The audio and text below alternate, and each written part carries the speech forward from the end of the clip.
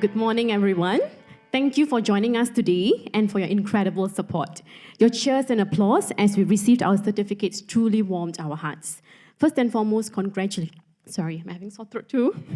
So congratulations to all the graduates. It's an honor to celebrate this momentous occasion with you. I'm especially excited to represent my fellow master's graduates who have shown such dedication and hard work. So I'm a big fan of GIFs and images. I'm going to be sharing some slides with you as I talk. So my journey to this stage began 10 years ago with the Ministry of Education as an allied educator. Teaching in a mainstream school exposed me to many struggling learners and the various labels associated with their learning difficulties. This experience led me to shift my career path to become a special educational needs teacher. When I joined 7 years ago at DAS, I noticed a strong emphasis on continuous learning and professional development, which became a stepping stone for me. Sorry, I forgot where I was reading. Where was I? Sorry. Okay, so after intense training sessions like DELA and AT, I remember thinking, wow, I could really use a break right now.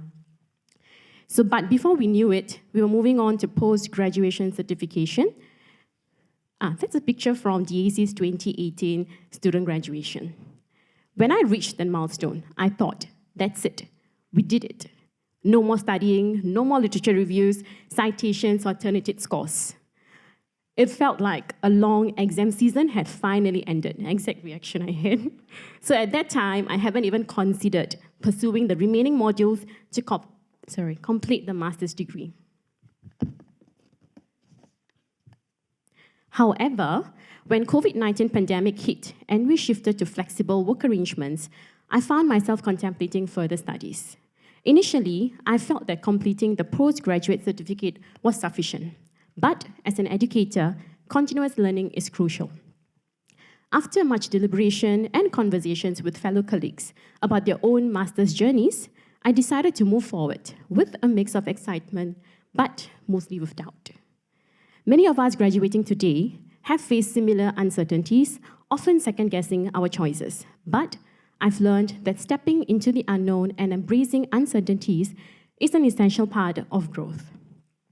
Coincidentally, the decisions made during the pandemic year also influenced the topic of my research. My research focused on dual-mode teaching, which most of our educational therapists here have adopted during the transition from online to face-to-face classes during the pandemic. I enjoyed the full process of interviewing and learning from fellow colleagues who had so much to share about their experiences, and I'm thankful to all who stepped forward to readily contribute. The master's journey has been challenging yet incredibly rewarding, enriching my teaching and helping me support students with diverse needs. Okay, that is supposed to come later, but okay. What I didn't fully anticipate was the deep dive into Microsoft Excel and Word. That's like how I look when I'm looking at all my codes. Even a bit of coding along the way. There was a steep learning curve to navigate, and I was learning something new each day. But the time and effort invested have been worth it, as they have contributed significantly to equip me with the essential skills to be a better educator. This experience has definitely pushed me out of my comfort zone, encouraging me to implement evidence-based strategies and practices with my students with varying learning and behavioral needs. I'm more confident in identifying the areas of needs and providing tailored support that not just addresses their academic needs, but their emotional and behavioral needs for them to thrive holistically. Interestingly, one of the most challenging aspects of my master's journey was trimming the words to meet the word count for dissertation. Every piece of information and every code seemed crucial for creating rich content, making it difficult to be concise. However, this experience taught me the art of being selective with my content. Sometimes less is more, and it's a lesson I'm still working on mastering. And I mean that with this speech as well, so I'll be reaching my conclusion shortly. After expressing my gratitude to those who have supported me throughout this journey. Sorry, that's just for fun. So balancing work and studies came with sacrifices, but the support from my family and colleagues kept me grounded.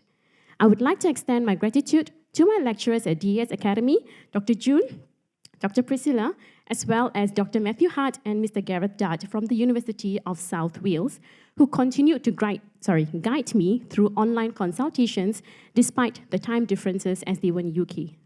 A special mention also goes out to Sufrina, Rebecca, and Huda for their invaluable guidance and support. And not forgetting my dear Rex colleagues, who always checked in on me, provided advice, and asked about my progress with the dissertation amidst our intense terms. I hope we carry forward not just the knowledge we have gained, but also the resilience and determination that got us here. Congratulations once again, and here's to continuing our meaningful contributions to the field of special educational needs. Thank you.